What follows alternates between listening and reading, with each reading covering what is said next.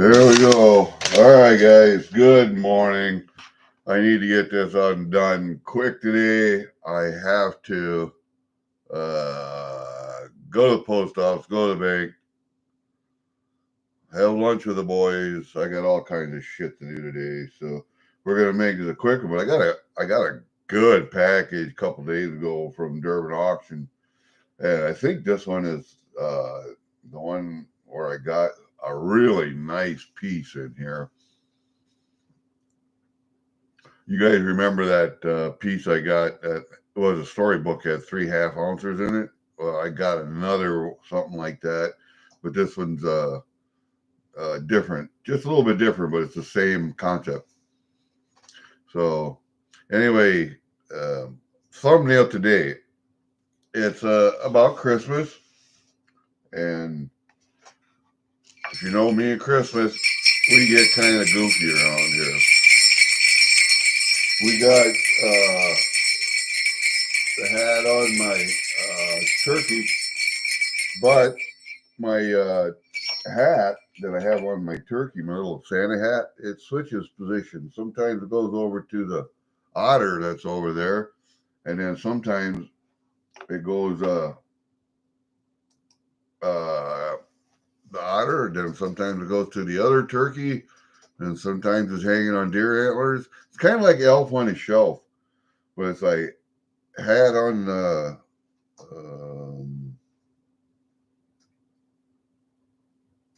okay, say hat on a scat, but it's not. Um, I'll have to think about that one. Yeah. Anyway, we're remembering Mom this Christmas because Mom passed away a couple years ago, 3, I think now, and just kind of miss her. We miss her at the family Christmas this year. Last year I went. The year before I couldn't. So yeah, it was a. Anyway, let me think about happier things for Christmas. I hope all the girls make it home this year. I know Mary and Rose will probably be here.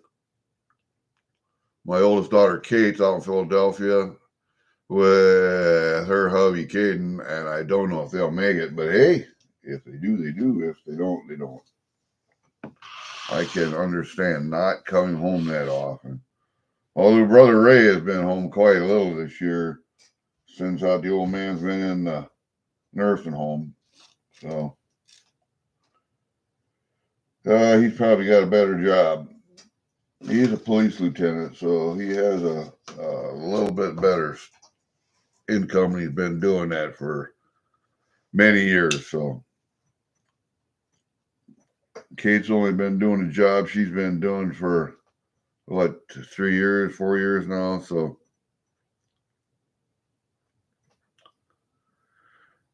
anyway, yeah, kids got to find their own way in this world. That's for damn sure. I found my way in this world. I left home as soon as I got out of high school. I couldn't stand being at home anymore. Had to go out and do something. So I joined the Army. Yeah, like a dumbass. Anyway,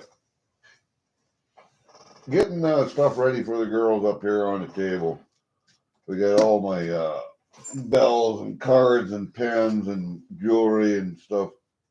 I'm ready to get some stuff packaged up here. I don't know how to package this crap. So I got silver for my wife for Christmas this year. I got silver for the girls. I got custom Hillbilly Samurai pens. I got silver mint sets, silver proof mint sets from the U.S. Mint for their birth years because I'd already gotten them the BU sets, the clad sets. So I got silver this time around. Anyway, let's look at the package we got from the Durbin. We got one big package. You see my hand on this package? we're going to have to maybe set this camera over just a little. So we got, oh, hi there. How are you? It is Christmas, isn't it? Yeah. You like that little sly smile, huh? Uh-huh. You like that little sly smile. And these are my reindeer bells. Yes, these are actual sleigh bells from...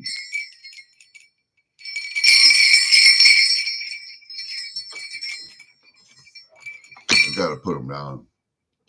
But no, you gotta see this box, man. I don't know. Joe probably doesn't care if I show you the address, but I'm gonna black it out anyway. I'm gonna black it out anyway because I don't know. There are so many goofy people in this world.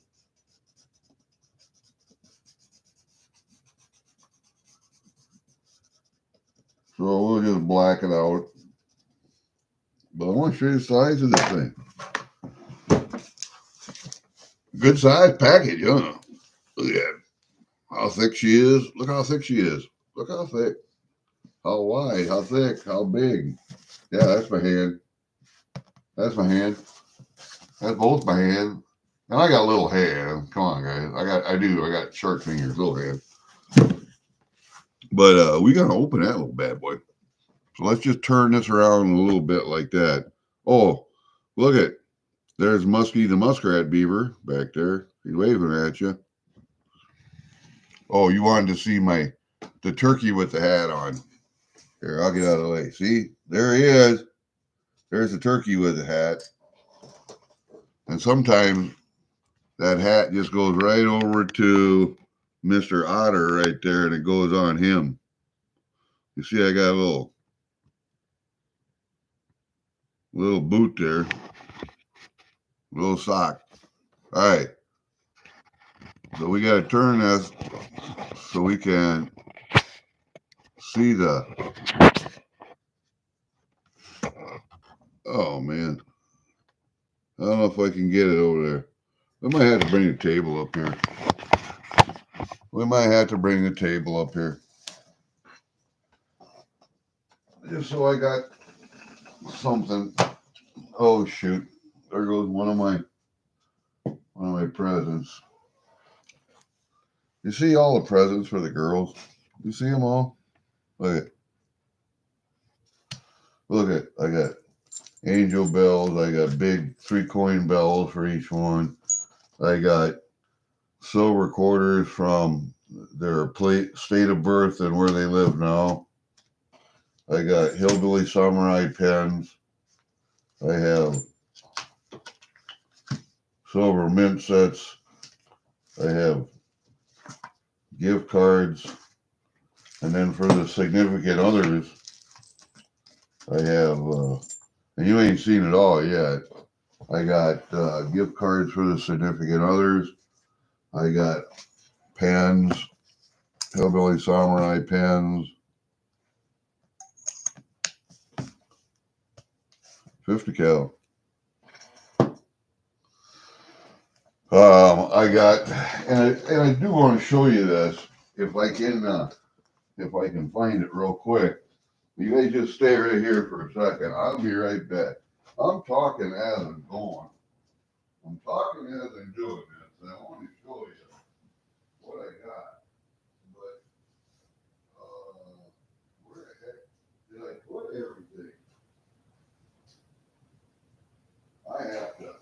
I really have to get stuff going. I really have to get stuff going, guys. Really have to get stuff going because I'm getting behind. I'm getting behind. For a gag gift this year, I got puking balls for everybody. Okay. And then I got these gag, and I know a couple people will appreciate these. These are gag claymores. They're just plastic, but whatever. and they come with self-adhesive tape. You can put these on your front door and connect the wire. They just lead this wire to your doorbell or something like that. That's just cool. I thought it was funny. They don't cost a whole heck of a lot, so what the hell. And then I got little solar 4 Patriots. Oh, come on. Come on. Yeah, I got the 4 Patriots emergency power cells for the significant others, because the girls all have one. And I got one for my wife, too. The Patriot power cells are good to have around. One in each car, one in each little bag or something. And then at the WWP auction, I got one of these. I don't really want to screw it up too bad. I got it in the box already. I just have to package it up. But this is for my wife's bed. I got one of these. One of the crocheted octopuses. So that's for my wife this year. I got her the Afghan last year. You remember at the WWP auction, I got the crocheted Afghan for a couple $100. Yeah, my wife got that one. So, and she could put this, you know, like I had my bear here. It's on the back of the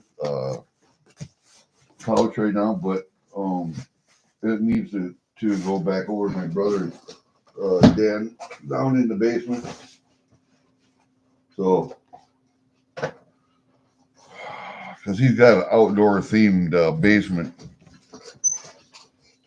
And so I took my bear over there, my bearskin rug. So my wife can put this on the back of the couch or on a chair or whatever, or she can put it on her bed. I thought that was kind of neat.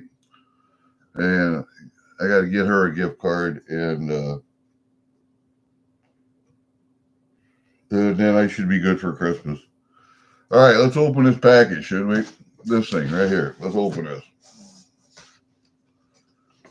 I will do the deed. There it is, right there. I found the scene. Yeah.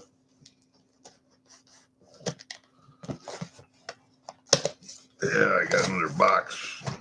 Pack up stuff in. Some of this is really going out in the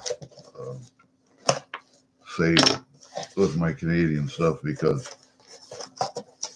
all right, this is, wow, that's a brand new one. Using that as packaging. Well, that means there's a return, maybe? An expected return? Oh, there's a stash box. There's a biker bill.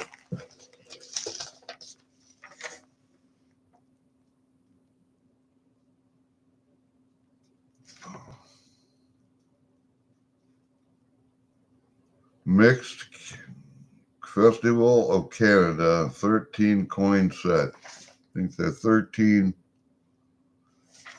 They're all 925s, but well, let's take it out of the box. Well, I see why it didn't fit in a normal box.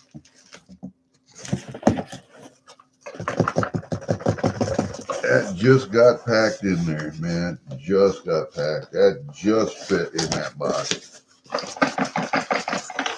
There. Got it. And then a UPS bag. All right, the box is gone. Look, another brand new UPS bag. I may have something for them. We got 2 brand new priority mail bags, 2 an express bag. That is Wonderful. All right, let's see what we got. Let's open up the little ones first. I know you guys are going to love this. I love them. I'm not going to use that knife. I love them. I don't know how many of these. I only have one stash box, I think. But I bought another one because I wanted another one. And Joe Peck, yeah. We can keep that down here. That's just, I got too much stuff out here. I got to go put it in the other room. I got too much packaging stuff. There.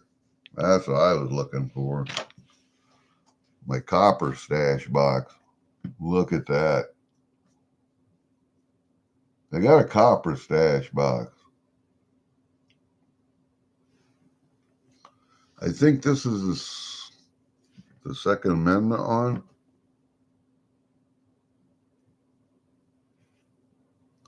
And I think this is the one that has a lid that locks. How come that's so heavy? Is copper that heavy?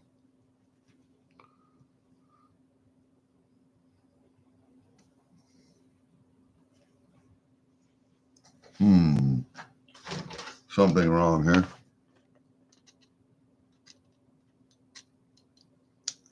There we go.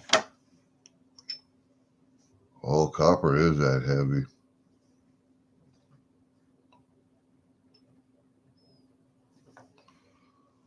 Look at what's inside.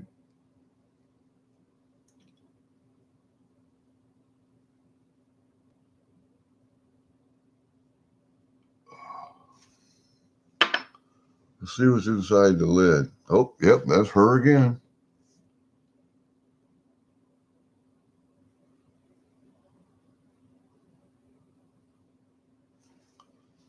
So I think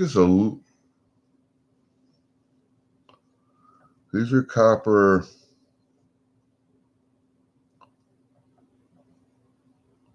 Constitutional open carry.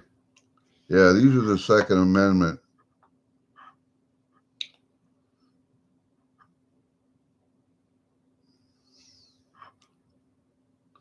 999 fine copper.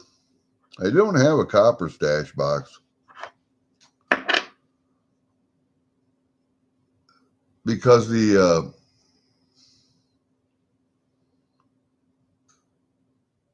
because of the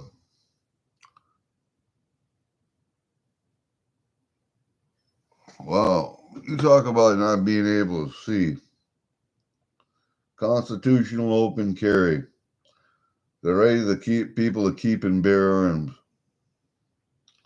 A well-regulated militia being necessary to the security of a free state. That's what those are. Those copper rounds right there. Good morning, Scotty. How are you? We're doing a little opening. Just got one package this morning because I've had this from Durbin's for a couple of days. Now, hold up a second. I'm going to put this right here for right now, and then I'm going to get my other one. It's up here.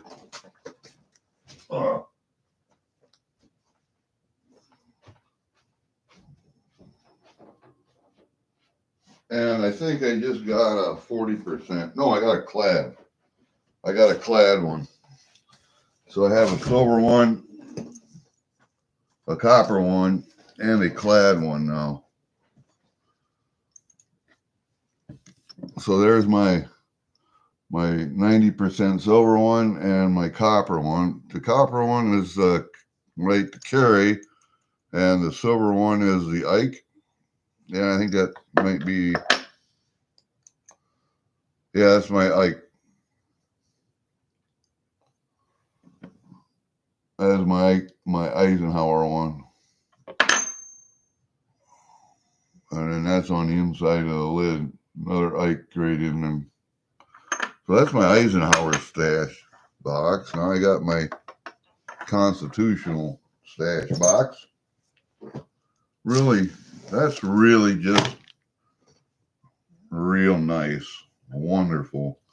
I know I just bought a new biker bell, or an angel bell, and I got a biker bell coming because I bought that. So look at that, man. I'm going to put them both on that. That's just beauty. That's just beauty. I don't care what anybody says about Joe Durbin. Joe Durbin makes some of the finest coin bells and stash boxes.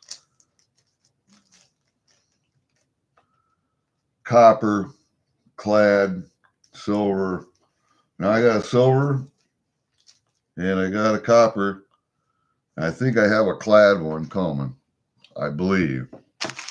Oh, we got this one. I think this is my biker bell, I think. But yeah, I think so. Man, I really screwed up my fingers yesterday. I got a muscle pull in my back. It's below my push-up muscle, kind of from the outside of the hip bone, pelvic bone, up into your back. Oh, it's been bothering me for a few days. I don't know what the deal is. Yep, here we go. And I won this one. I didn't buy this one. I actually won this one as one of the giveaways at the end of the stream because I missed an auction, but I got there at the end. Yep, there it is. Gone number 5.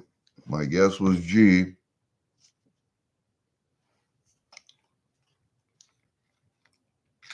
I like how he puts that in the bag so you know exactly where you got it.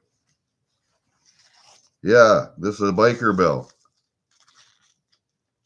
Caden is getting this one. My daughter's husband in Philadelphia likes to ride bike. He's got his own bike. So that's going to go on his bike. Very nice, man. That is a Christmas gift over there.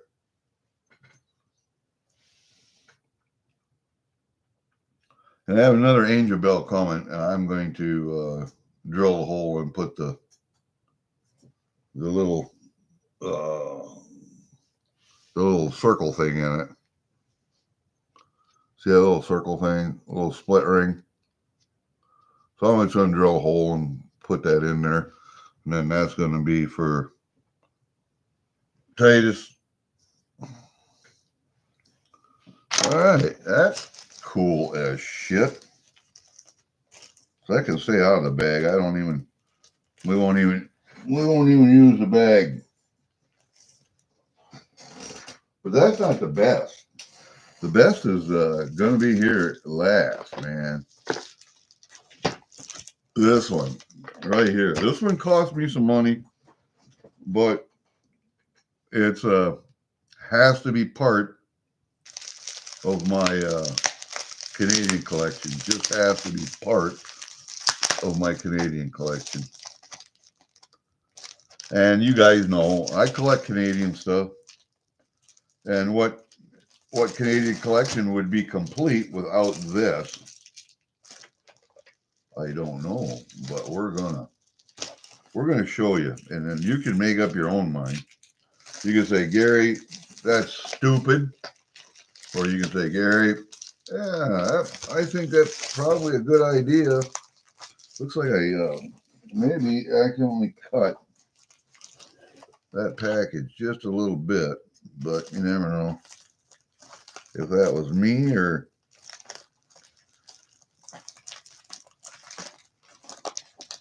Yeah, it don't look like it. Looks like that was.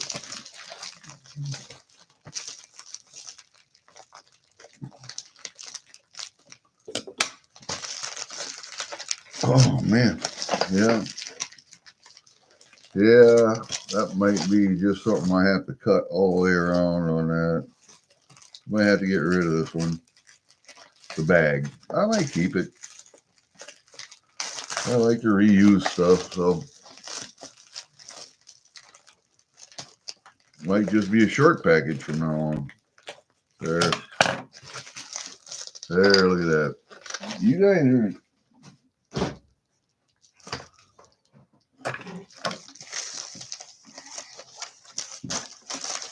There. The festivals of Canada. The different festivals from around Canada, and they have coins in here that celebrate all the different festivals from within Canada.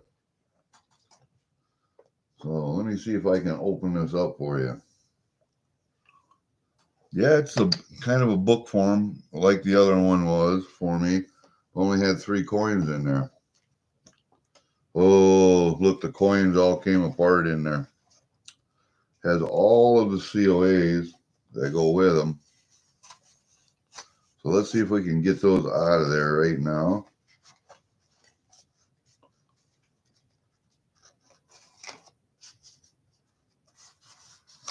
One of the coins came apart.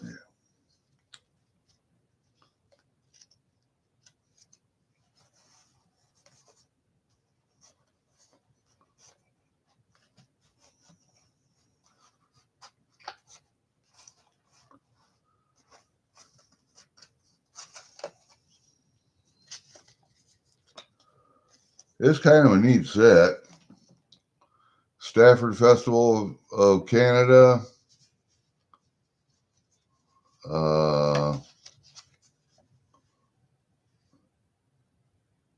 Back to Batoshi. Whatever that means. Batoshi, whatever Batoshi is. The Squamish Days Logger Sports Festival.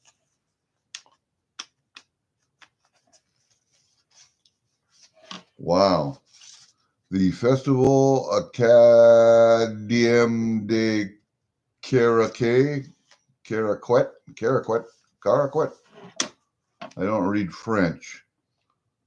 The Annapolis Valley Apple Blossom Festival. The Newfoundland and Labrador Folk Festival. Hence the name Festivals of Canada. I think maybe this is English and French. The corn. The coin. No, the coin. Here we go. The coin. This is the coin. The coin. The Great Northern Arts Festival. Tunic Time. The International Storytelling Festival. The Festival of the Fathers. The Calgary Stampede. And the Folklorama. Folklorama.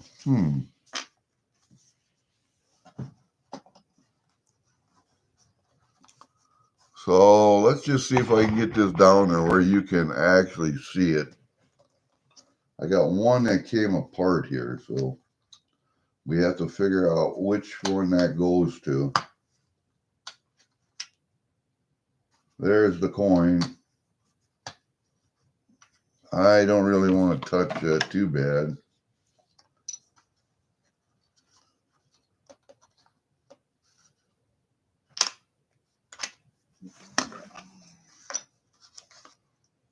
That one did come apart.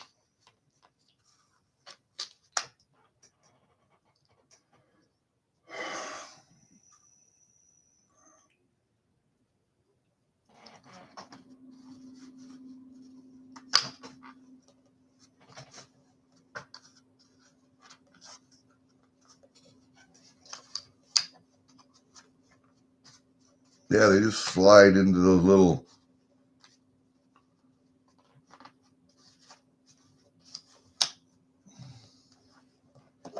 Look at that, man. Ah, shoot. Here, let's put it up here for you. Look at that.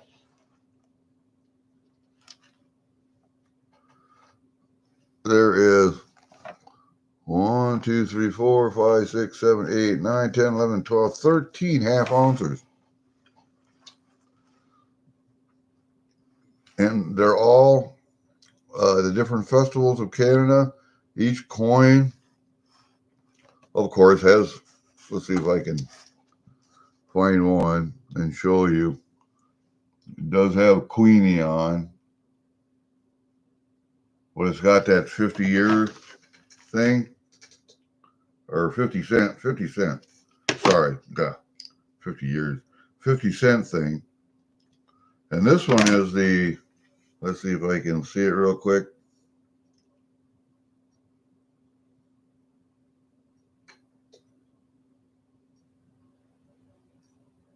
Which festival this is, but it says New Brunswick on it. Got a ship with a couple people in it, sailing ship with a couple people on the ocean. It says New Brunswick.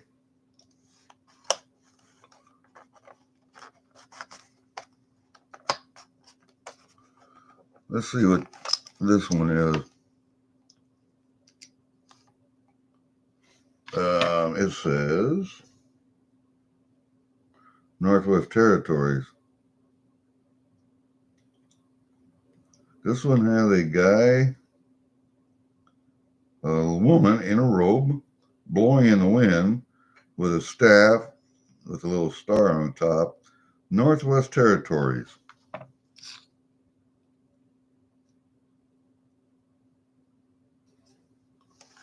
Northwest Territories.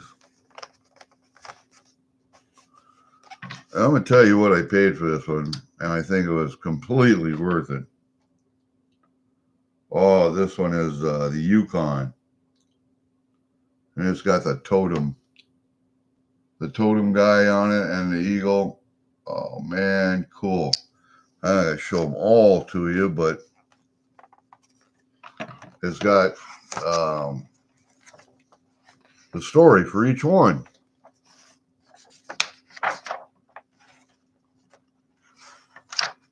There you go, the Great Northern Arts Festival.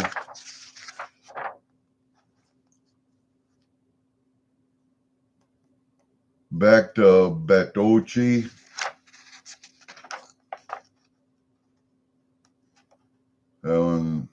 The festival Acadian.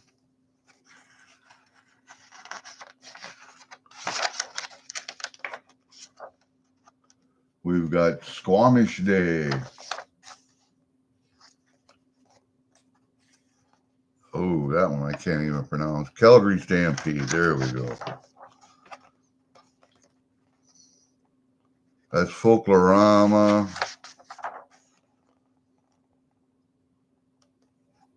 Stafford Festival of Canada.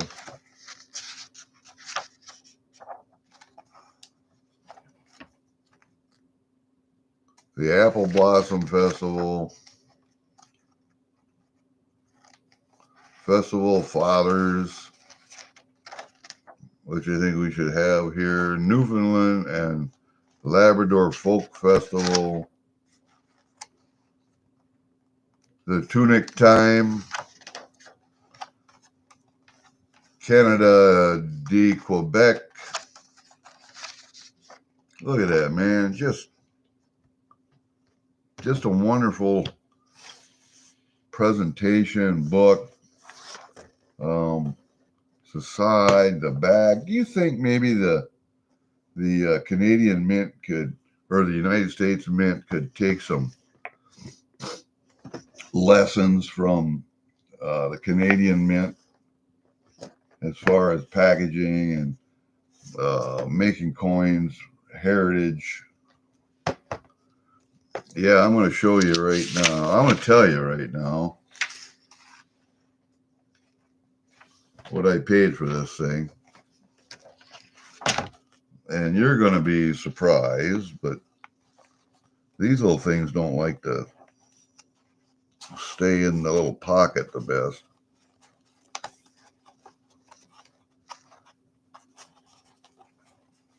Really don't like to stay in that little pocket the best, but we'll do what we can do. This set right here, and there's 50 cents coins, so they're half they're a half. I don't know. So there's 13 in there. So 1, 2, 3, 4, 5, 6, 7, 8, 9. Let me see, 4, 8. 13 half ounces would be 6 point some ounce at $30 an ounce. 3 times 6 is 18, $180, right? Worth of silver. I paid $240 for that. And that's only because somebody was bidding against me. Otherwise, I'd have got it cheaper, but still not bad. Not bad for a Canadian collector. Yeah, that's right.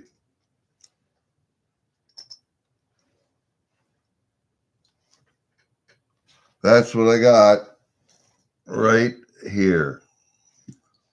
I got a biker bell. I don't know if this is clad or if this is 40. Or $half, so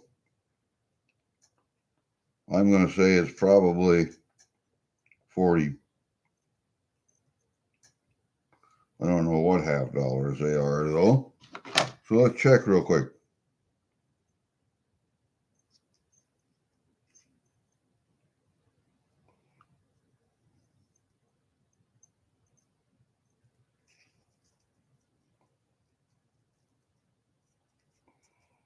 See if I can even tell.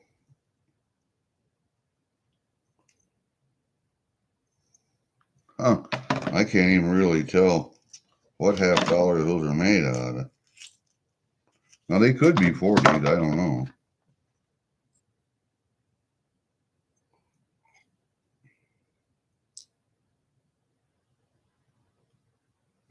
They look like Kennedy's, but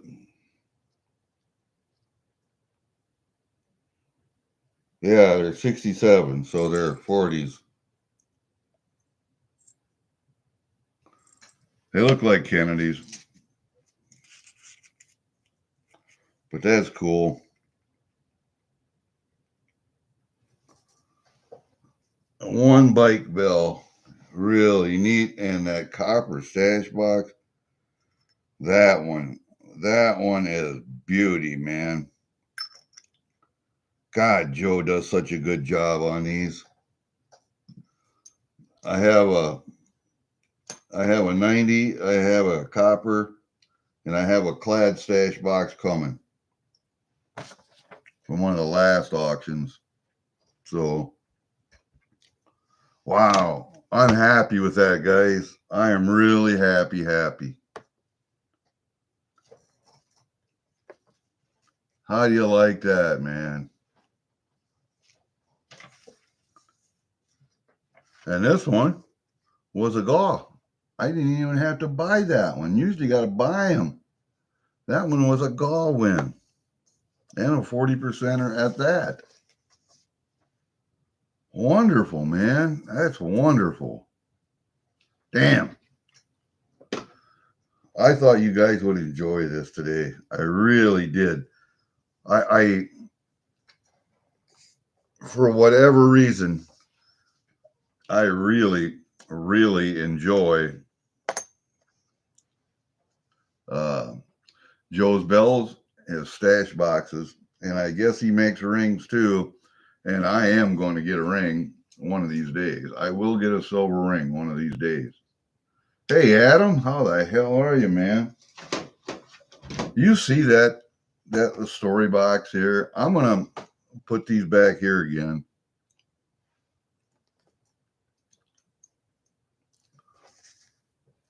I'll put them back there again, and I'll open this storybook back up for you guys to look at. But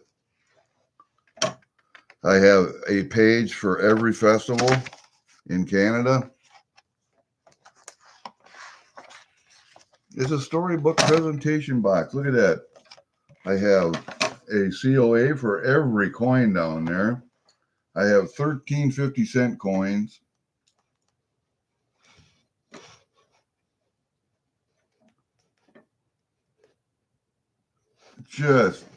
That's a marvelous set. A marvelous set.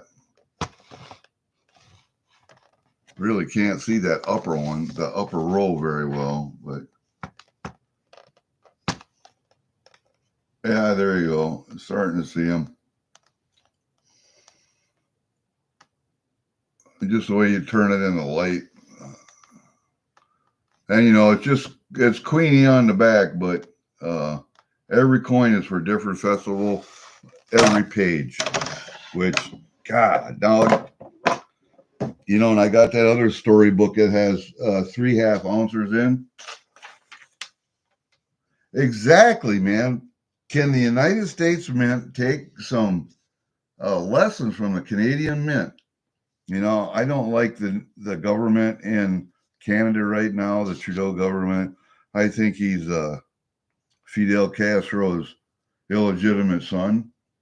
But my God, the Canadian Mint has kind of stayed away from the politics of Canada. And oh my God, have they done just a wonderful job up there? The wildlife series, the storybook series. I have that other 3-coin set that has storytellers about one story about the pig, one about the farmer, one about something else in a storybook thing like this also. This is just, see, look at that, man. A page for every festival. Just wonderful, man. It's a great, that's a great presentation. I don't care what anybody says. It's got pictures of all of them on the front. It just, can the United States Mint take some cues from Canada? Yeah, I heard too. His coalition government is falling apart. The next thing is going to be a vote of no confidence, and then his government will fall apart, and they'll have his coalition government will fall apart, and he will have new things going on. I am getting in the Christmas spirit. You guys might have seen me maybe last night or the night before, but yeah, I got the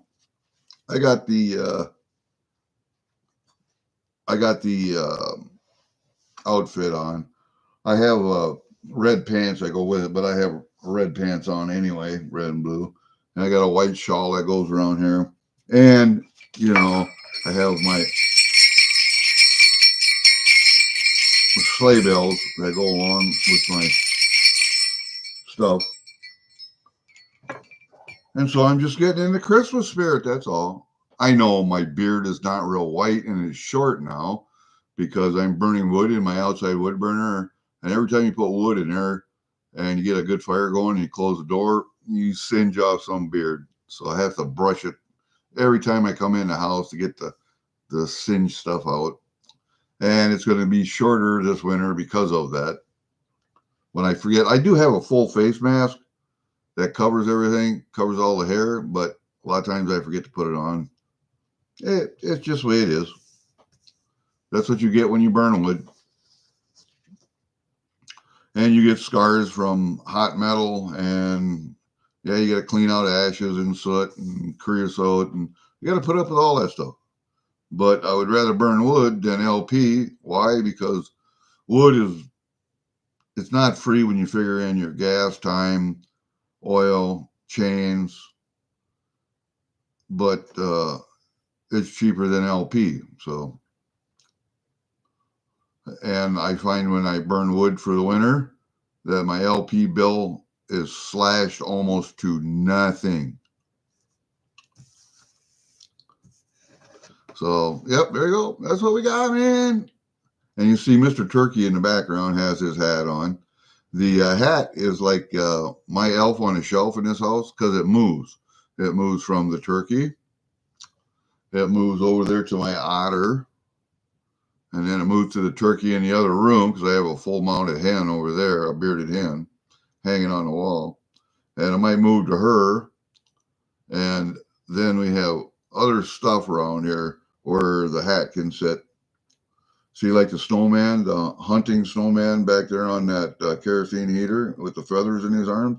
It might go on him sometimes.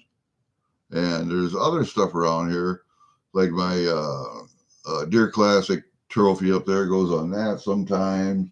It might go up there on the bear. It might go on the trees up there on the piano. See the tree up there in the piano? And it just, the snowman there, or Mr. Otter there. So it goes different places.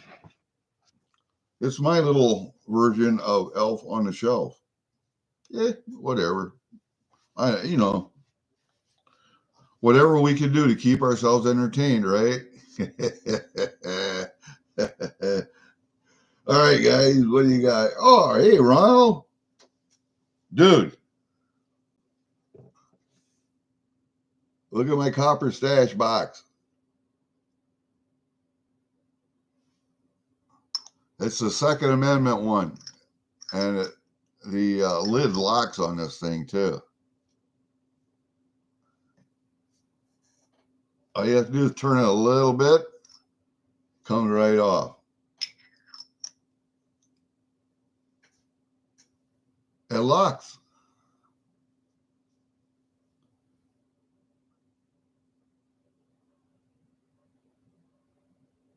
Enough bragging.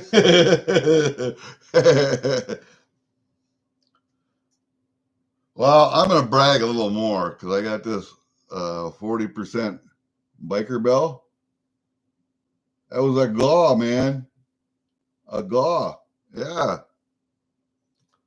Well, I got a silver stash box too. But I wanted a copper, a silver, and I got a clad one coming. So I think I got all of the stash boxes. And I have 1, 2, 3, 4, 5, 6, 7, 8. I think I got 8 bells, 3 coin bells, and I have 1, 2, 3, 4, 5 angel bells, and I just started getting biker bells. So I got to get 1, 2, at least one more biker bell. But I got an angel bell coming, so I might just turn that one into a biker bell for Christmas.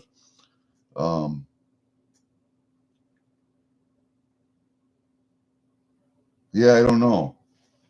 I might just turn that one into a biker bell for Christmas, because that's what the girls are all getting this year is a regular 3 coin bell and an angel bell. So, and I've already given my wife a full-size bell, angel bell, and I gave her a Mr. Doughboy and Susie copper penny bell. I'd like to get a couple more of them. Those are cool.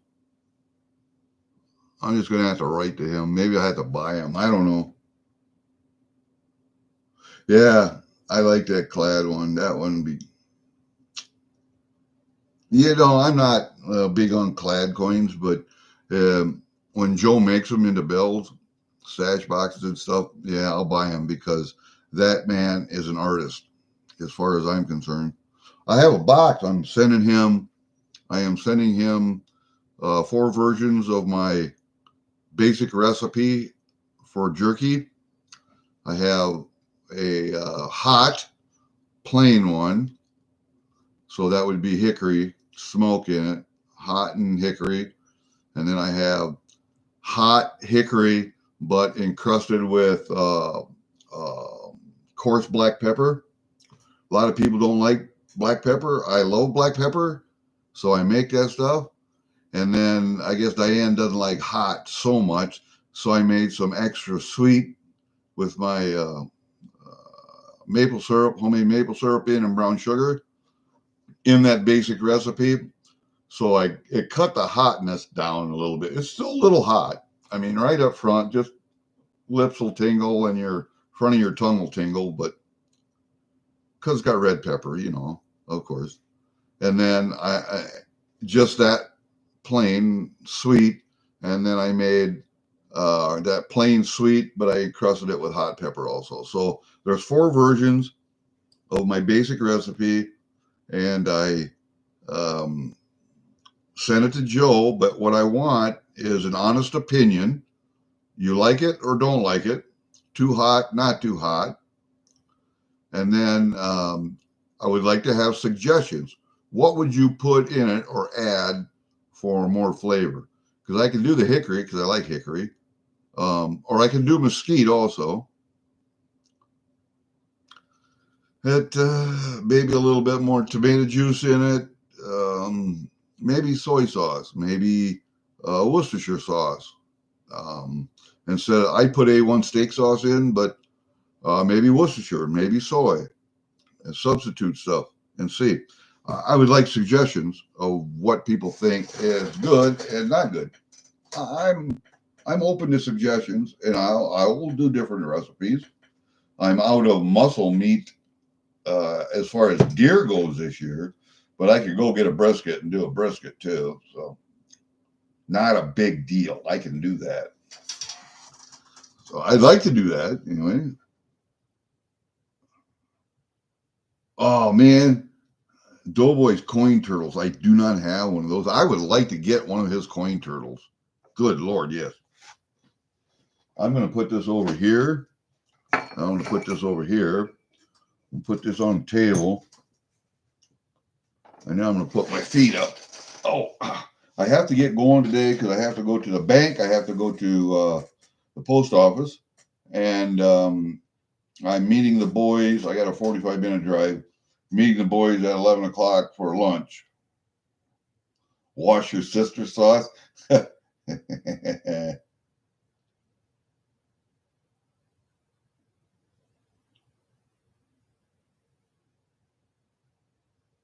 Nope. Not going to eliminate wood burning because that would be an infringement on religious rights of the Amish. And those religious rights are guaranteed by their First Amendment.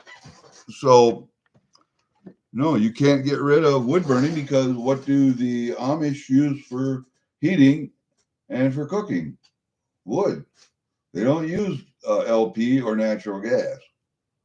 They don't use that. Kerosene in a kerosene heater, yes, but not wood. And kerosene in a kerosene heater will not heat your home.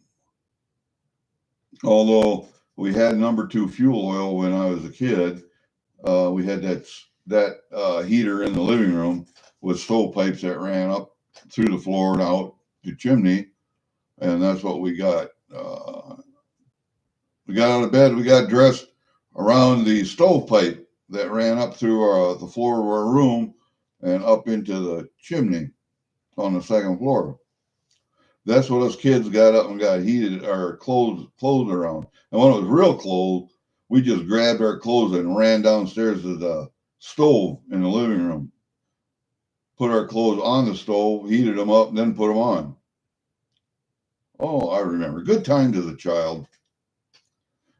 In that house, we still had an outside outhouse. This was in town, small town, Ionia, Iowa. This was back in the 60s and early 60s. And we had an outhouse out by the shed / garage. It was actually a shed. And the shed, the workshop, had upstairs in it for storage. That's down there where we had our swing set. Mom had a clothesline right there. And then, yeah, we raised rabbits for meat. Yeah, it was a fun time as a child. We did have running water in the house, because when we bought the house, I remember we had a hand pump on the sink. On the side of the sink, we had a hand pump, and we took tin tub baths on the kitchen table. Remember Mom doing that until we finally got water in the house. Well, then we had water for the sink in the kitchen. We had water for the washing machine. And we had water for a shower. But we did not have sewer line at the time, so we had a chamber pot for at night. So you had to sit on a little chamber pot. And it was the kids, the three boys, our responsibility to take that out to the outhouse in the morning, dump it, and clean it out for the next evening. Fun times as a child. Yeah, I know I'm going to be late. All right. I might just have to call them and tell them I'm not coming today. It's actually snowing and blowing outside, so they'll probably understand. I was thinking about that when I got up. I can't help it, man. I told people a day or so ago that I was going to open this up this morning, and by God, I was going to open it up. And if I have to miss lunch with the boys this week, I will. We have lunch every day, or every week, every day. God, yeah, every week. We try and have lunch at different places throughout the area, and just a bunch of old retired military guys get together, kind of like going to the VFW, except we don't drink. We have breakfast or lunch. So, really, it's snowing and blowing like a bastard up here. Let me see. What's the temperature up here today?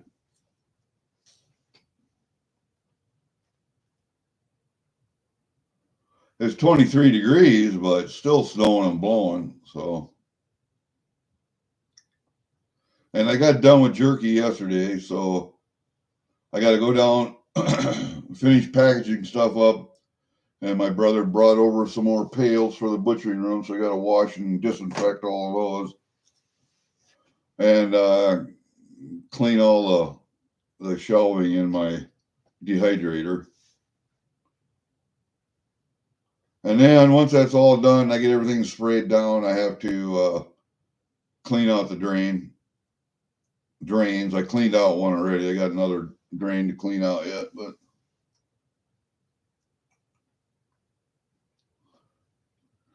you know what my biggest fear was as a kid when I went to the outhouse? Sitting down on that thing and spiders biting my ass from underneath the board right there. That was my biggest fear as a kid, was spiders biting my ass or other danglies.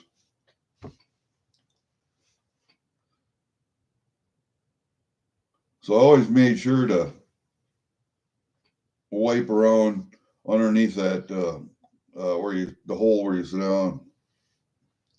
34 in light flurries. Adam, you're a little bit further north and west, so that's not bad. We were supposed to, over the Christmas holidays, we were supposed to get a heat wave. A heat wave. So we'll see if that. Yeah, I got about 40-minute drive, so I'm not going to make it, but I'm going to have to call them and tell them I'm not going to make it. It's either that or I'm going to be a little bit late, one or the other. All right. So then, you got 10 tarantulas? I knew a guy when I was in the Army in the 10th group. He tried to make some money by raising Mexican red leg tarantulas. And that's where I got over my fear of spiders. When I let one crawl up my neck, around here on my head, and he came down here on my chest and he fell asleep right above my heart. And I could look down at him and see him just sleeping. And that's where I got over my fear of spiders.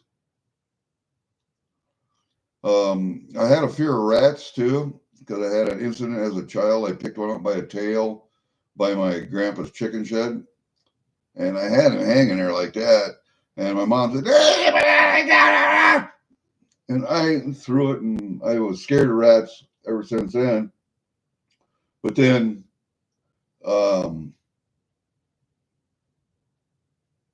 my youngest daughter, had a couple of pet rats when she moved away. And when I went over to visit her, I would feed them popcorn, let them out, and pet them and stuff. Yeah, they were rats are cool little animals. So got over my fear of rats there too. Oh, Meg, how are you, dear? Are you in New York, Adam? Then Ontario or Minnesota or Michigan? You're up there somewhere.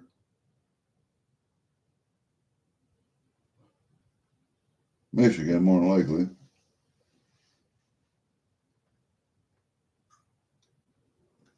Red legs or docile? You would know. What kind do you have?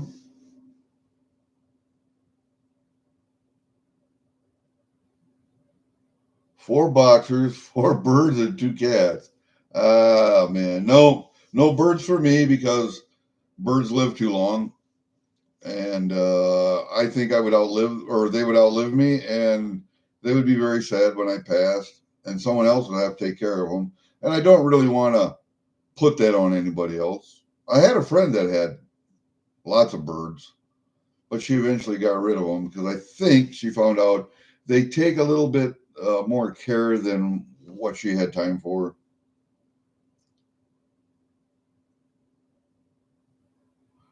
Big no on spiders. Why, Meg? Spiders are cool.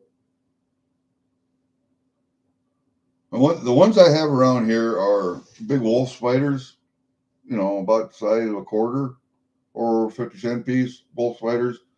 I have those little jumping spiders, the little speckled jumping spiders. They're about half as big as my pinky nail.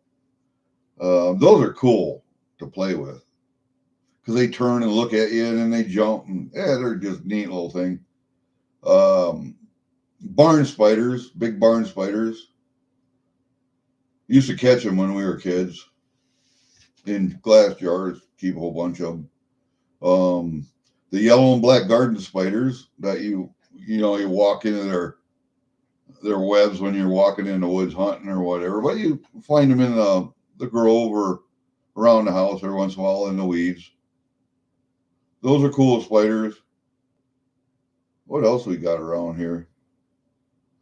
I have seen one black widow in our old house, but black widows kind of leave you alone if you leave them alone. The ones I really don't like are brown recluses, but you very rarely see a recluse. I've seen one, I think, in all the time I've lived up here. So parakeets might be something that I really can't see keeping birds in cages. If I was going to have birds, they would have to be able to fly around the house.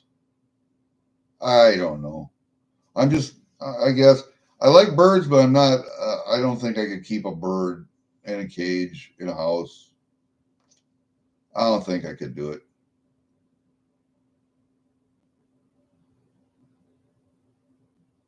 I don't know. I just don't think I could do it. Yeah. 40 years old, and that bird will probably live another 20 or 30 years or more, and probably outlive you. And the thing is, birds could be very, very choosy about their owners. And if you die and that bird's still alive, the bird's got to go somewhere. Somebody's got to take care of it because it's been taken care of his whole life. So another person gets that bird, and that bird is going to have to get used to that person, and it may not. And birds actually do mourn. So I don't know. I don't think it's fair to the birds. I couldn't do it. Not that I don't like birds. No, not that I don't like birds. I like birds, but I just couldn't. I couldn't keep one. I couldn't do that to the bird. Actually, and you guys look at me. Well, you trapped for 50, 60 years. You killed how many thousands of animals? Yes, I'm a little more pragmatic than that. That's what animals are for. They are for fur. They were placed here for us to eat and to use, but in a responsible way. And so you have to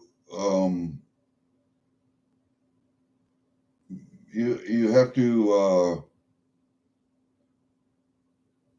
be able to kill an animal uh, without having any feelings for it. I mean, now I raised a lot of baby opossums, baby coons, baby foxes, and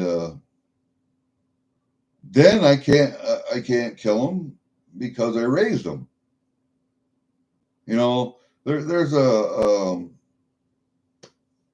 There's an opposite thing there. Um,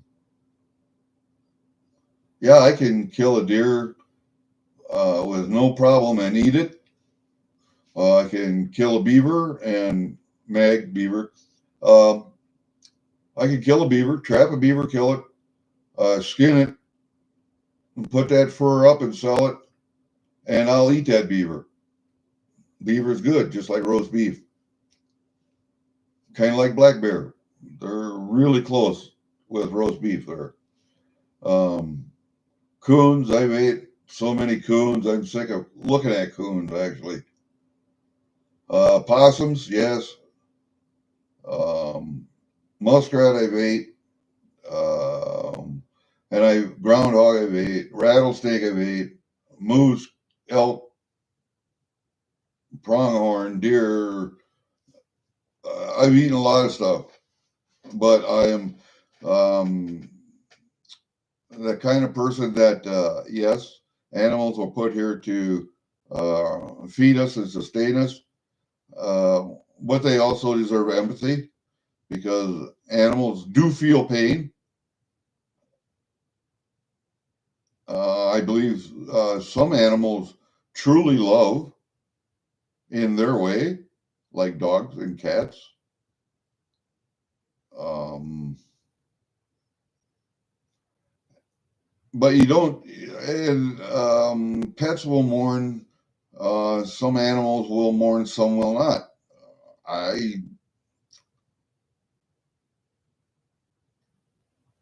I think when I die, my cat will miss me, but she won't mourn because I'm the one that feeds her. I'm the one that cleans out her litter box. She stays in my heated shop. Where is she going to go if I die? Is she still alive? My dog is already dead, so I don't have to worry about getting another dog, I don't think. Because I have grand dogs. Yes, I have grand dogs. I have a pit bull grand dog, and I have a American Terrier slash Jack Russell slash Rat Terrier slash whatever grand dog also. So I have dogs in my life. I don't know. As long as they stay outside. Yeah, see, and I could have parakeets or birds in the house as long as they're able to fly anywhere they want to fly. You know, you'd have to put up with shit, but you'd have to train them to crap on a paper, and they could be trained to do that. You know,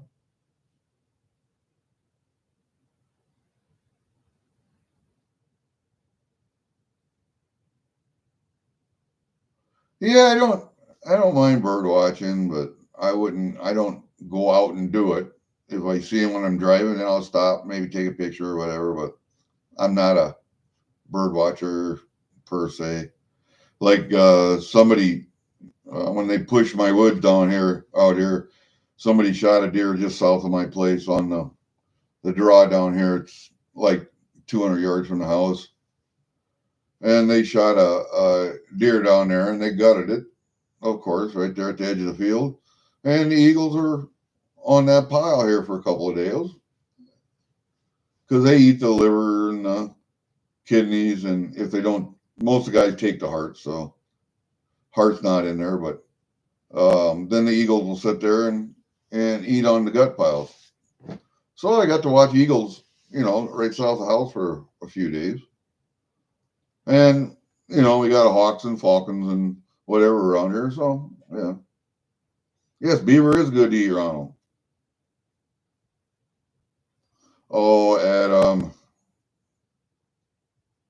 some of that beaver is not good to eat.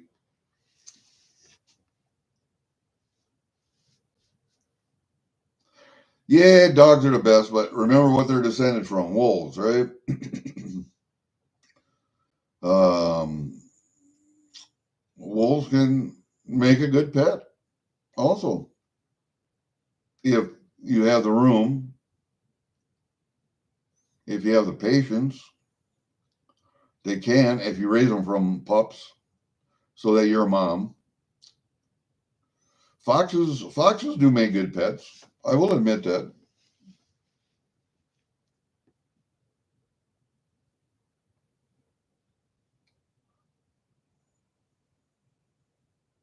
Yeah, see, Ronald, you can train your birds to fly back to the cage, take a crap, as long as they have free reign in the house. Yeah, I fully agree. You can do that. But the thing with birds is they live so long, they would outlive most owners, and I couldn't do that to a bird because birds become very attached to their owners, man. Very attached.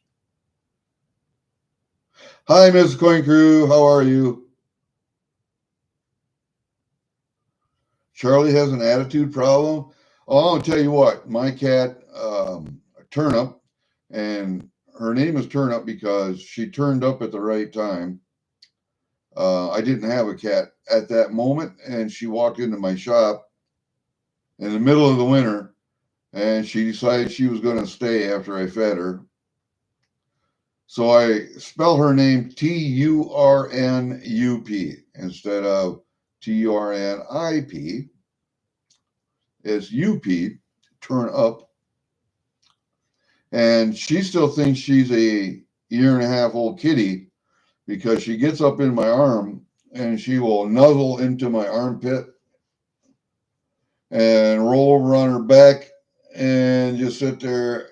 And she thinks she's a kitten size yet, but she's a full grown cat. And I have to be sitting down in order to cradle her in my arms so I can support her with my lap. But yeah, she thinks she's just a big kitten yet.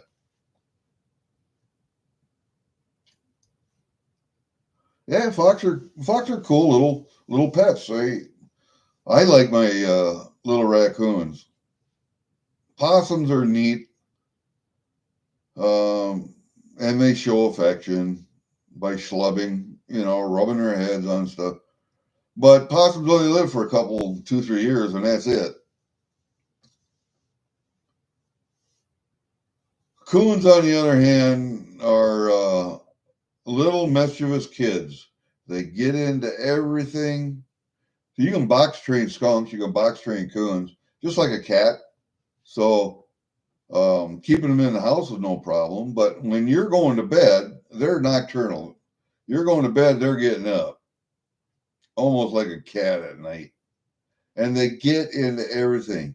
Coons are so inquisitive, they get into everything. If you don't have every door and drawer locked shut, they're just going to dig everything out.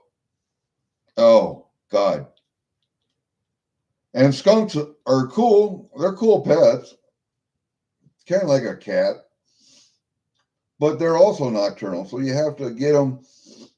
Their biological clock has to be retrained so that they're up during the day and sleep at night. Otherwise, you're going to be bothered, especially if, oh, God, they're all over the place at night. And they have to have something to do. So they'll dig in your carpet, looking for bugs, because that's what they do. They dig. I've had them, all of them, at one time or another, and they make great pets, but there are downsides to keeping a wild animal as a pet. But they're cool. Yes, skunks are clean. And if you skin them correctly, you won't hit a scent gland. And I can show you how to do that because I would skin skunks. My brother skins skunks. We'll skin skunks. You have to learn by doing how to miss a gland and how to actually clean a skunk if you're going to eat it without getting that gland cut and on everything. Because once you do that, it's done. But skunk is really good meat. If you had a pile of carcasses, which I did outside, and you had a pile of cats, which I did at one time, what carcass would the cats eat first? Any guess? Any guess of what the cats would eat first for meat? Now let's say you have muskrat, beaver, otter, skunk, possum, coon, fox, coyote, bobcat carcass laying there. What do you think the cats would eat first?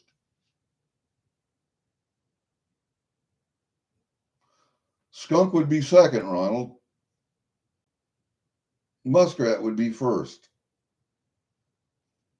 Muskrat is a very red, rich meat. It's a real soft meat, not much of a chew to it at all. It's soft, real soft meat, but really rich and really red. And cats seem to prefer that. And then skunk next. Skunk is next.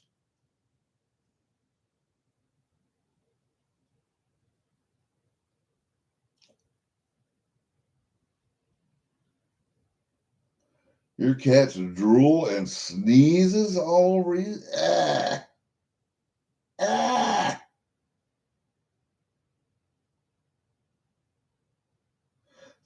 That's kind of like my daughter's pit bull. And all pit bulls in general, or all of the bully breeds, all seem to want to sneeze in your face. I don't know why, but they do. Because they have such big nasal passages. They can smell really well and hear really well.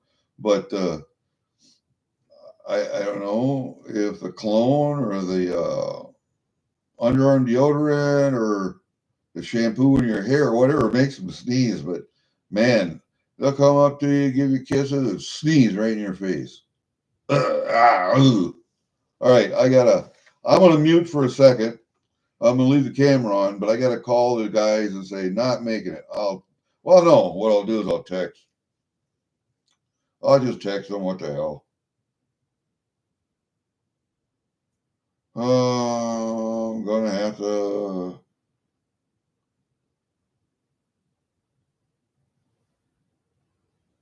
All right, not gonna make it.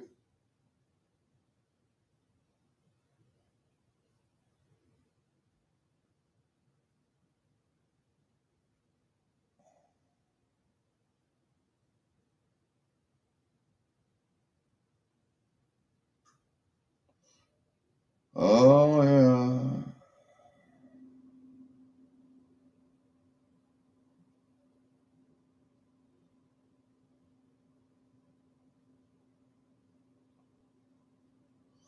Okay, send.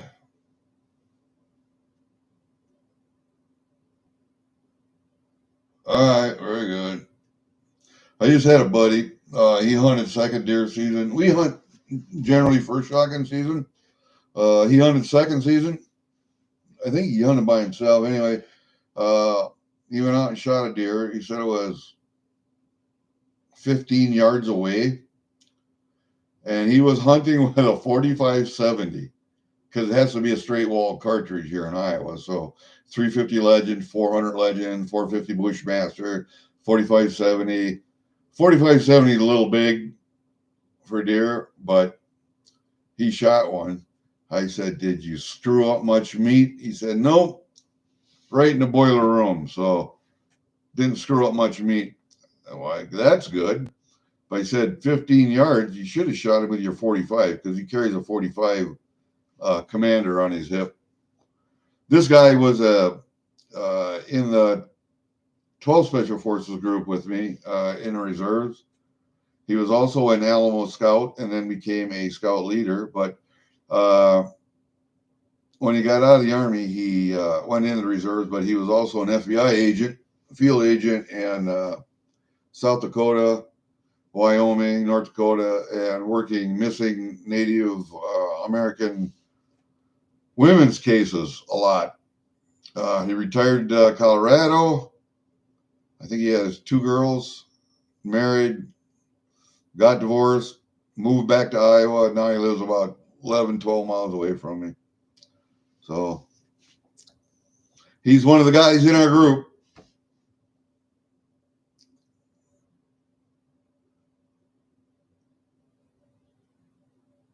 Because he ain't getting any. Yeah. Well, boxers drool. Anything with jowls drools. I mean, even my daughter's pit bull drools a little bit at times. Not bad, but not that anybody would notice it anyway. I do because she sits on my lap. 65-pound lap dog. That's what pit bulls are. They're couch potatoes. I mean, they can be trained to carry backpacks. They can be trained to pull. They can be trained in all of the sports like running up walls and grabbing stuff and coming down. And back when I hunted raccoons, back when coons were a good price, they aren't anymore, but back when they were a good price, we hunted coon a lot. And we would use pit bulls or pit bull cross dogs as kill dogs. When a coon comes out of the tree and it's not dead yet, you shot it out of the tree, it's not dead.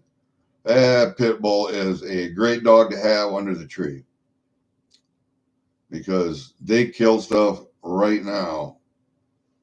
Yes, they have pretty strong jaws, wide mouths, and yes, when they latch onto something, they don't let go. And they shake it very violently, like all terriers do. And that's what a pit bull is, just a big terrier. I mean, there are all kinds of terriers, rat terriers, Feist terriers, Jack Russells, American terriers, just all kinds of little terriers. But that's what a pit bull is, just a big terrier.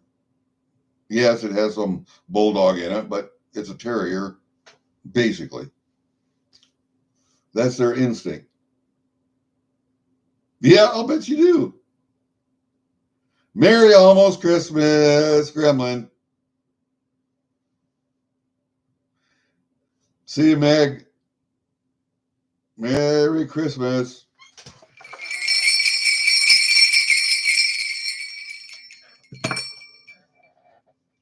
All right, now, did you guys see what I got from Durbin?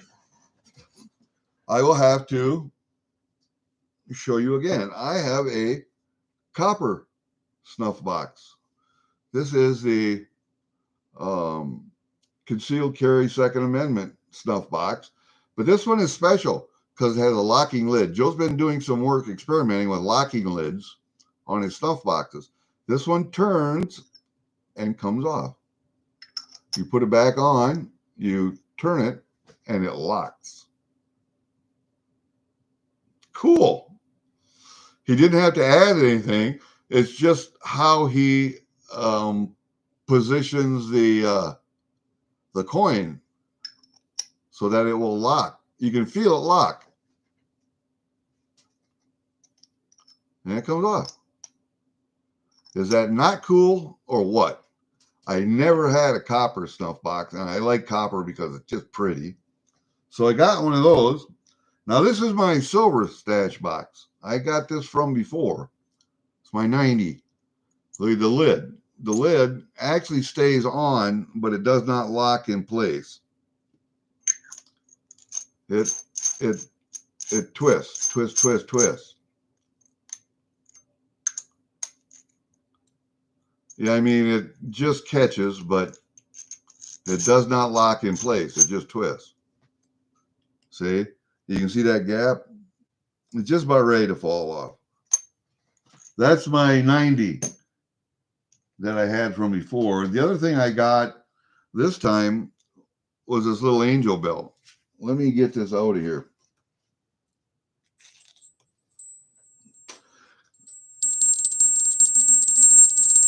Actually, it's called a biker bell because he has that little split ring on there. So you can put it on a bike, or you can put it on a dog collar too. Dog collar, cat collar. And then you can hear them coming. But this is for my son-in-law. He likes to ride bike. Lives in Philadelphia with my daughter, and so he's getting that for Christmas for his bicycle. And then what I got was this book, Festivals of Canada. And it has stories in here, a page for every festival of Canada.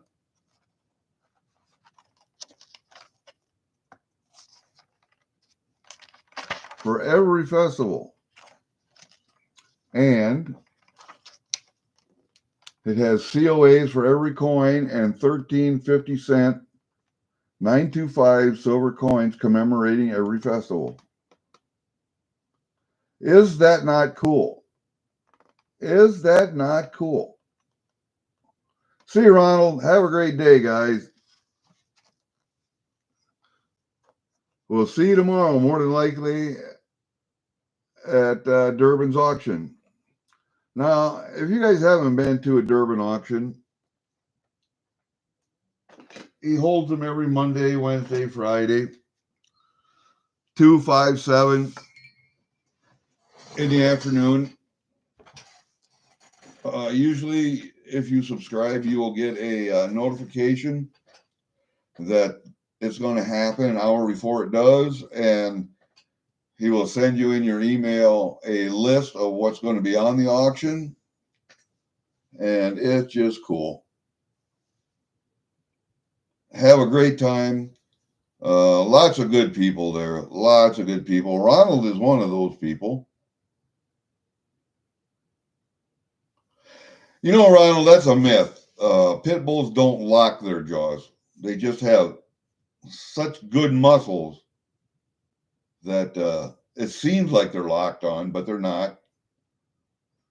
It's not like they have a bone or something where they can just move their jaw up, and it's just their muscles are so strong it seems like they're locked, but they're not. If you want to get a pit bull to unlock from something, unlock, quote unquote, to let go of something, you just grab it by the collar. You lift up so its front feet are off the ground.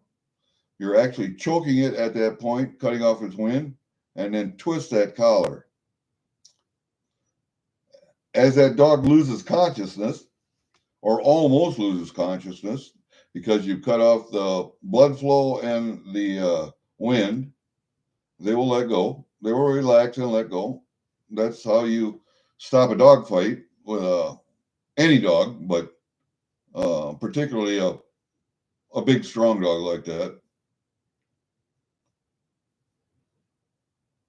Or if you're a real man, you'll just grab them by the throat like that and squeeze if you want to get bit. But the safe way is to lift their feet off the ground, twist the collar, because you're cutting off the blood flow to their head. They will eventually black out. It's like choking out a guy, basically. You just have to know when to let up. You're part pit bull, yeah, and you're part cat too, because you got that attitude of a cat. Pit bull because of tenacity, yeah, okay, but you got attitude of a cat. See you, Ronald. Take care, buddy. We'll see you at Durbin's.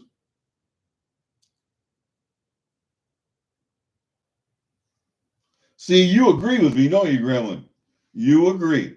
You got the attitude of a cat. You might have the tenacity of a pit bull. I think you're kind of wily like a wolf, playful like a fox, but you got the attitude of a cat. I wonder if somebody who is really good with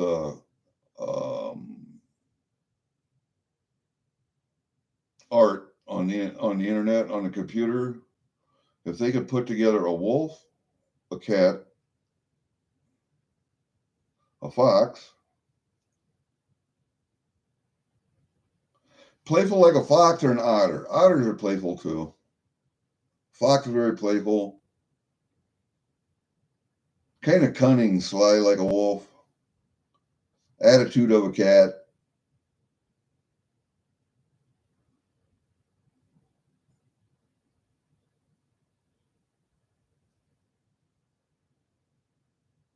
Yeah. Mother like motherly hen, maybe. I don't know. I'm thinking. I'll get it. I'll get it straight here yet. Let's see. All right. What else am I going to talk about today? All right. I called off lunch with the boys. I do have to make it to the post office today, this afternoon, and the bank. You guys are just bleeding me out of money. Nah, it's Christmas that's doing it. But I bought everybody silver for Christmas. Durbin bells, hillbilly samurai pens, uh, mint sets for birth years. I got them a couple of silver quarters, one for the state they were born in and one for the state that they live in now. What else? Oh, gift cards, of course. I got fake Claymore mines for a couple of guys. I got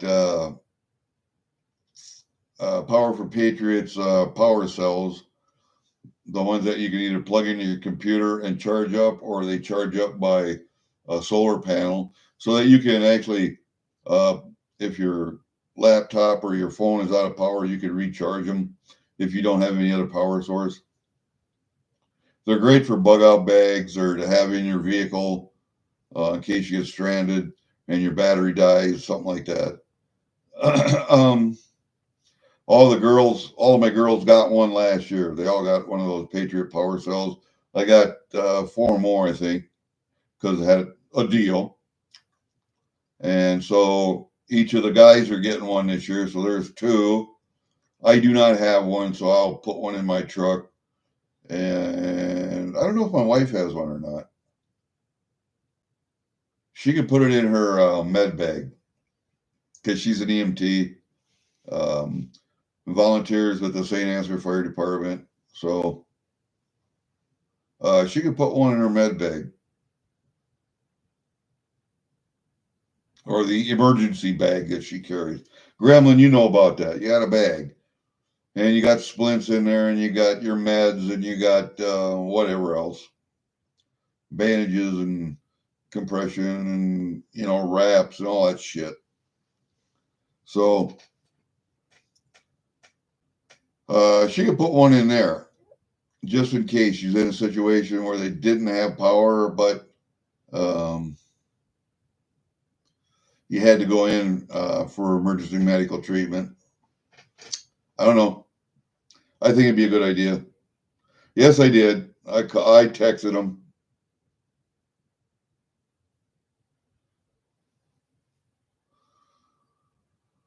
Yeah, she could even power up her radio in case she ever forgot and never charged her radio, and she took it with her, grabbed it and took it with her someplace, and power went out on her radio and she didn't have a way to charge it. All she had to do is plug it into a power cell. Boom, you got it.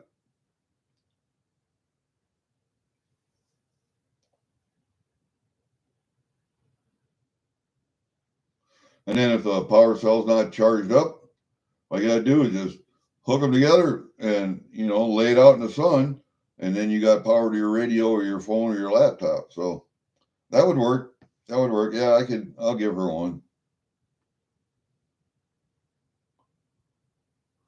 What the heck, man? Why not? I don't see why not. I think that would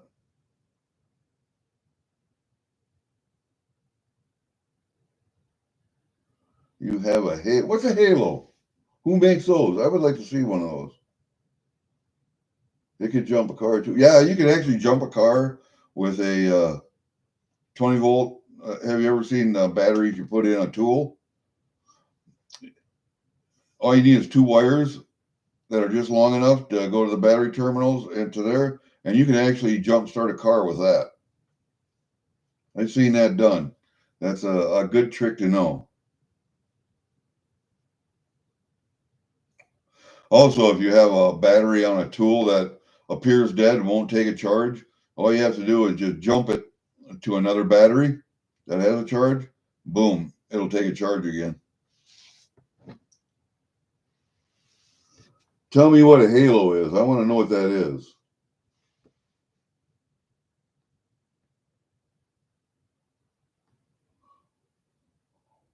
Come on. I can see you typing furiously. What is a halo?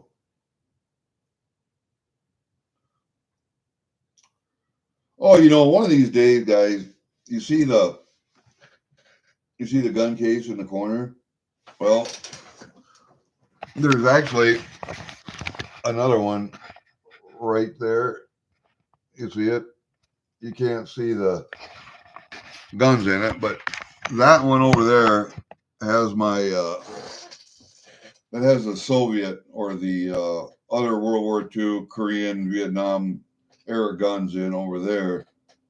I don't have a Swedish 8 mil. I don't have a Japanese, and I don't have a German in there yet, but I will. And then over in that one, there's a 03A3, M1 Garand, M1 Carbine, M16, couple. I have an A5 Jungle Carbine, and I have another one that was supposed to be contracted to the United States. It has U.S. government property on it, but there were only 50 sold to the United States on contract. And then World War II broke out, and then England actually canceled that contract. So I have one of the 50, but it's been sporterized. So it's got different stock on it. I would like to get the original stock and put back on, but I really don't want to take that. That is a very good, whoever did that sporterization did a really good job. Okay, very good. It's a power bank. Okay. I have one, that I used to keep in the car, the spare car that we had, the girls' car, when they first started driving. So Kate used it first, and then Mary got her driver's license. Kate got her own car, and then Mary. So it kept it in the trunk of the car just in case they ever had battery problems, that they would have an extra battery they could jump their car or someone else's. And then Rose used it but not for very long. And I still have the damn thing out in my shop. I still charge it every couple of months or so to keep it up. And I still have the thing. My oldest daughter is 31 now. So I think I bought her own car when she was 18, 17. And then Mary had our loaner car. And then when Mary is about to graduate, she got her own car, of which she flipped and crunched up. Well, Kate crunched up hers, hitting a deer, and Mary crunched up hers by hitting a frozen rut in the gravel road and flipping it over. And luckily, the ditches were full of snow and the field was full of snow and ice on top of the snow that the car just slid on its top for about 150 yards. It was just upside down. She was disoriented but unhurt. I took her to school, and then I reported it after that. And then Rose, she got her own car when she was about to graduate, I think about 17. And then Mary got her own, or Rose got the loaner car. I think we had a different one at that time. That's why cheap Ford Focuses were so popular. They were kids' cars.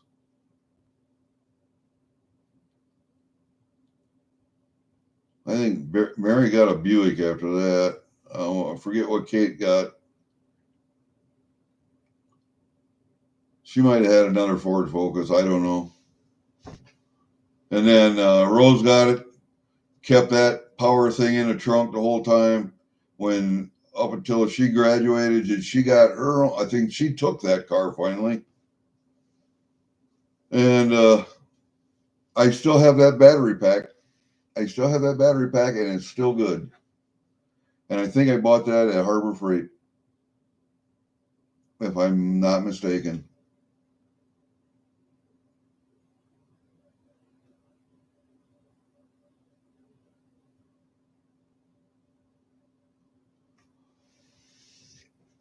Yeah, Adam, when you say, yeah, she's an angel, remember, Satan is also an angel. A fallen angel, but an angel. So when you say she's an angel, you have to specify.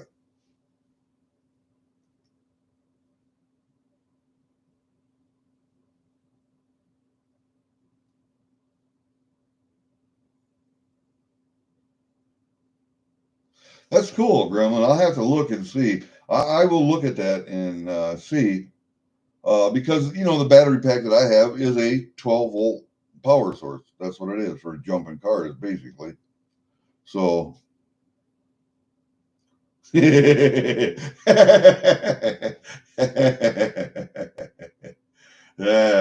it's safer not to specify, but she's in Weed, California. Oh, there's a package coming to you, Gremlin. Uh, I want to know when you open it, what you think of it.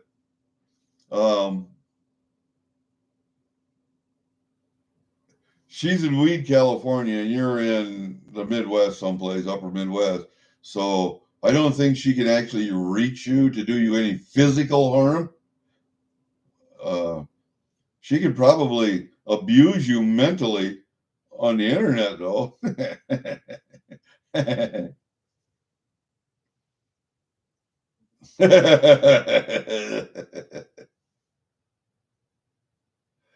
2600 milliamp hour power bank.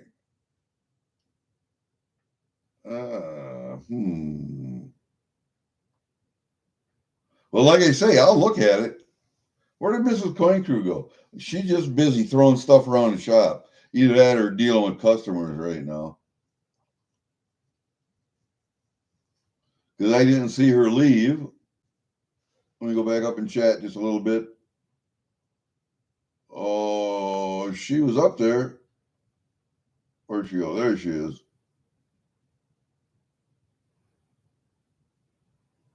she was telling me about how her dog cat, how her cat drools and sneezes all over her. God, I think I might get rid of that cat.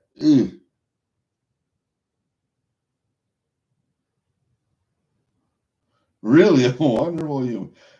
You know, all joking aside, yes, she is a wonderful person, but we can't tell her that because it will go to her head. And then her hair will turn a different color. And I'm just now getting used to blue. So,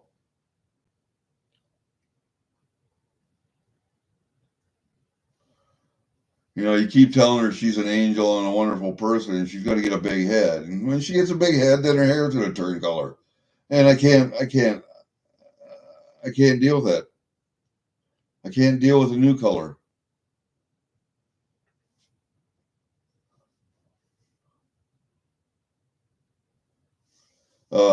And you know, my daughter, what was my middle daughter? Oh, my middle and my youngest one. They both, when they were in high school, had colored hair. My youngest one, she went with orange and red and purple, I think. And then my middle daughter went with blue and did she have red? She had red too. And they both did the dyed blonde thing at one time. So yeah, that's a young person thing. It's nah. But there is one person on the internet I do subscribe to. Um, she has blue hair. She's a Gen Xer. She's probably in her 50s. I do listen to her, and she's got bluish, kind of purplish hair too. So maybe it's a Gen X thing. I don't know.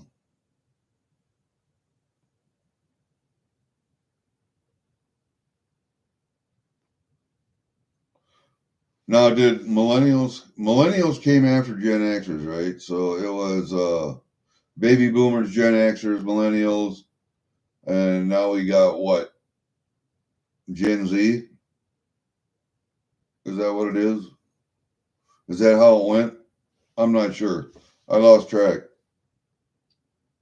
See you, Adam. Ah, Christmas shopping. God, I hope I'm about done. No, I have to go to the store yet and get $50 worth of scratch off lotto tickets. I'm not going to get the regular lotto tickets because they draw every other week, and by the time they get the ticket at Christmas, they've already drawn. You already know who the winners are. So piss on that. I'm just going to get $10 scratch off tickets for all of them. I already got them a $50 gift card, so what the hell? And spent probably close to $200 a piece on silver. So off to the next store. Yeah, I got to have some coffee. God, I haven't had enough coffee this morning.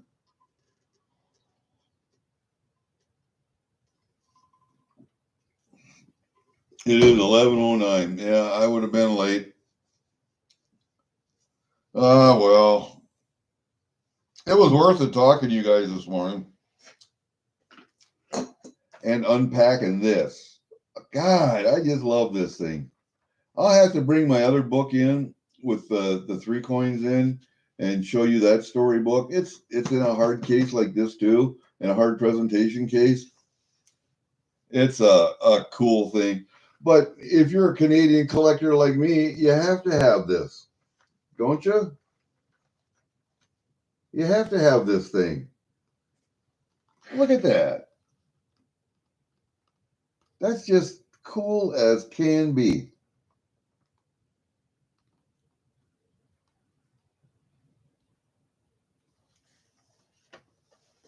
You can shop for me all you want, Gremlin. If you pick up things like this for me for Christmas, oh, I would love you dearly. But no, I don't expect that. You want to see what I got my wife for Christmas? So far, anyway. She wants her garage door fixed too. I keep them in here so she can't see them. And I've told you before that my wife is a Shiite Christian. She's very Christian, Catholic, very Catholic. So I got her a Jaeger pour. I got her the Jaeger cross. And you can see there's a Jaeger pour on the back. Yeah, turn it this way. IPS right there. It's a Jaeger pour. I got her this round. I thought was very interesting. It's Pope John Paul II. His visit to the United States. I thought that was cool. Absolutely cool. Oops. That opened up. And then I got her this. It's an intaglio, but it's the Sacred Heart intaglio. I think she'll enjoy that one a lot. So those are the 3 items of silver I got for her. And then I'll fix her garage door opener because she wants her garage door opener fixed. Okay. Every once in a while it catches when it's coming down and she has to get out of the car, go up and manually help it up or down. So I got to fix that. I think that's just a track adjustment, all that is. But I'll do that. And then I'll probably get her a gift card that she can use for gas in her car because she's the one driving to and from work all the time or to and from EMT calls. So she uses gas, but she's got a car that gets good gas mileage. So, oh, you'll go shopping with him, with us. You won't shop for us. I see how that works now. Yeah, I love spending other people's money too. I hate spending my own. But when you got it, you got to. Durbin had a great item yesterday. It was a 1/4 ounce of gold. It was, damn, I can't remember now which coin it was.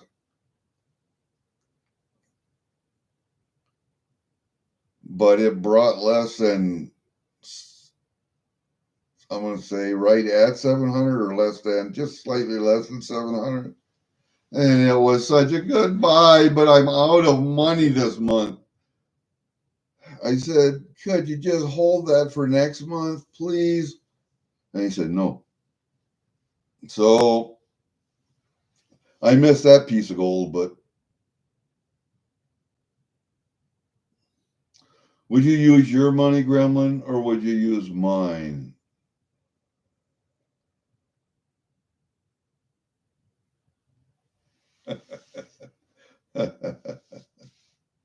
Yes, you'll go shopping with me and for me with my money.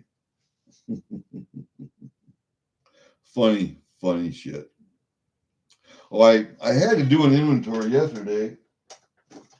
Oh, I did get, have you guys seen these? Have you guys seen these at all on Facebook, on the internet? The puking balls, little rubber balls where you squeeze them and the gelatin shit comes out of their mouth like they're puking. And then you hold it like that and you put it on there and it sucks it back in.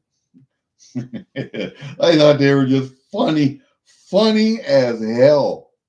And they were cheaper and shit, so I bought everybody one. Are they called slime balls? I think they are. No, they're called puking balls. I guess they would be a slime ball too. Same thing. Open, squeeze, and puke. Those are the directions. Open, squeeze, and puke. and they suck up the puke too, which is kind of cool. So everybody's getting joke gifts and nice gifts and gifts they can use. So what the hell? I thought I did good this year. I thought I did good last year. What did I get everybody last year? Did I gave them? I gave them silver last year too, but I don't know what I gave them. You know, and with these gifts, what I'm trying to do is get these girls interested in collecting assets, gold, silver, uh, platinum, palladium, coins, and stacking, collecting and stacking, mostly stacking, but collecting um, metals, that physical metal that you can hold in your hand, that you actually tuck away and you can look at and feel. Because all of them right now are invested through their work in their companies and in the stock market. And, you know, they have their own 401ks and profit sharing and whatever. And, you know, that's all well and good, but I believe in diversification. So I would like to see them start collecting, you know, just put away, say, $10 a month. They all say, oh, I don't have enough money to do that. I don't have enough money every month to do that. Yes, you do. You know, uh, quit one of your bad habits, quit one of your good habits, or cut down, save $10 a month until you get $30 every 3 months. Buy an ounce of silver, or every month buy an ounce of silver. You can get it almost at spot right now. So $30 and some cents. Buy an ounce of silver. Put it away. Put it away. Put it away. Keep doing that. I buy 1/10 of an ounce of gold every month. That's me. That's what I buy, and then, or that's what I invest in. Sometimes I'll buy some platinum instead. And I do have a gram of palladium. I would like to have more of that, but I would like to have 3 ounces of palladium at some point. I would like to have 3 ounces of rhodium too, but ooh. Anyway, I would like to have at least a gram of rhodium, just a gram, you know. But there's some collectible silver, some racing silver, and I have stacking silver. And the racing silver, if it doesn't go, it doesn't. Nobody chooses it, doesn't want it. It goes in the stack with the stacking silver. It's still silver. It's still an ounce or two or whatever the hell it is. So it can go in the stack also. That's the racing silver. The collecting silver, the silver that I collect, which is different mint sets from different countries around the world. Like I have Ireland, I have a Bahama, I have a one from Central America. I have a bunch of Mexican coins, German coins, British coins, French coins.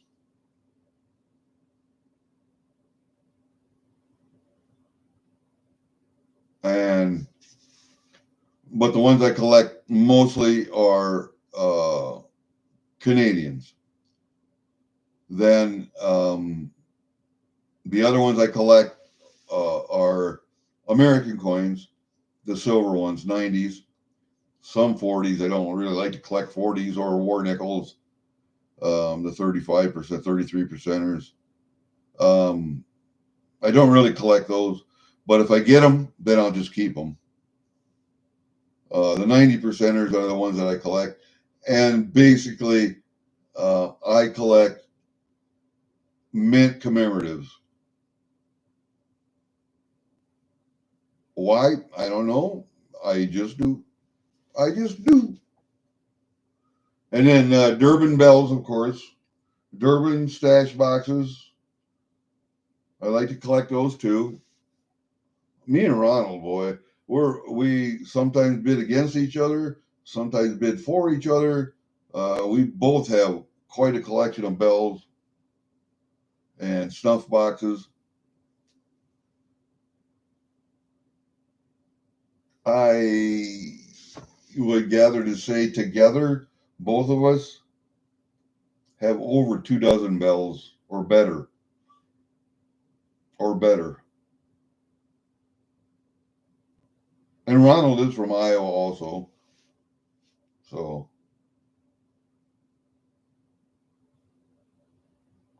and then of course, Coin Crew, I get some good Canadian stuff from the Coin Crew. I have bought quite a little gold from Coin Crew also. So, and platinum. Platinum also, I must admit. Yeah, your money and my. Yes, I like my bad habits too. I did quit a couple of them. I quit smoking cigarettes in 1980. Yes, in 1980, I quit smoking cigarettes. I have one eventually, every very once in a while, but I don't like cigarettes anymore. I will smoke one with my brother if he's having one, but I'll smoke his. I won't buy him. Anyway, I'll have one with him every once in a while. And then I do smoke cigars. Why? I like cigars. Um, I don't smoke them every day, every week, every month, maybe, but not every day. So, yeah. And then I quit drinking a year and a half ago. So I don't have that expense. Um, Not that I really don't miss drinking because I do, but that fades with time. What I still have this bad habit of doing is dipping that stuff right there, Copenhagen. I have a dip in my mouth all day, every day, unless my other bad habit is extra watermelon flavored gum. When I'm not chewing Copenhagen, I'm chewing gum, or dipping Copenhagen, I'm chewing gum. So, but that's what keeps me so thin, and my fine physique, my all 240 pounds of my fine physique. Because when I have that stuff in my mouth, I don't eat anything. There you go. Otherwise, I would be snacking and be 300 pounds. So, and when I quit drinking, I lost 15, 20 pounds. So, down to 240. Be nice to get down to 220, but see how that goes.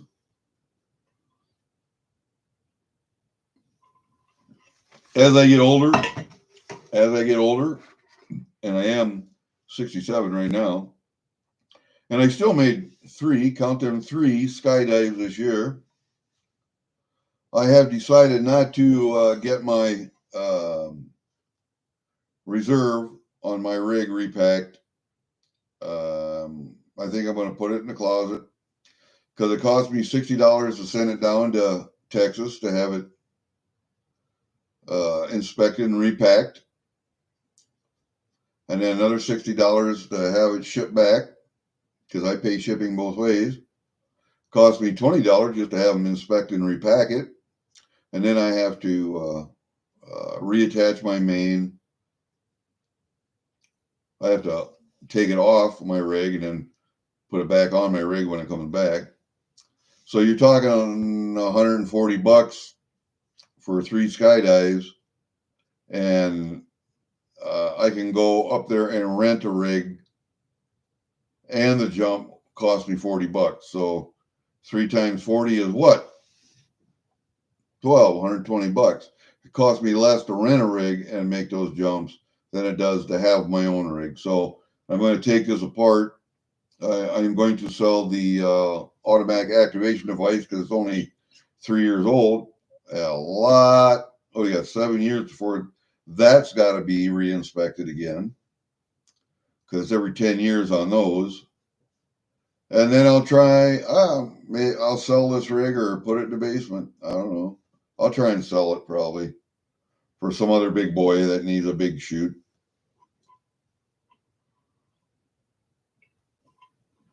I figured I'm going to make jumps for the next 2 years until I turn 70 and get my SOS number, my Skydivers over 70 number. There are jumpers over 80, Joes, J-O-E, jumper over 80. And there are Johns, J-O-Ns, jumpers over 90. I don't think, I might get an over 80 number, but it will be with a tandem. I'll do a tandem ride. And if I live to 90, then I'll do that too, but I'm a numbers guy. I like my numbers. I got my parachutist over 40, Pops, and you spell it 40, P-H-O-R-T-Y.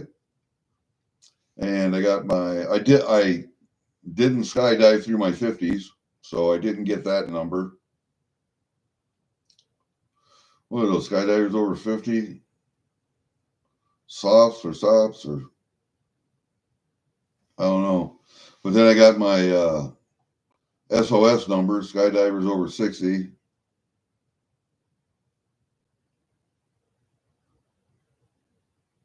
And then 70 is what? Jumpers over 70? Yeah. Joes and Johns. And I don't know what you get for a number, what they call it when you're over 100.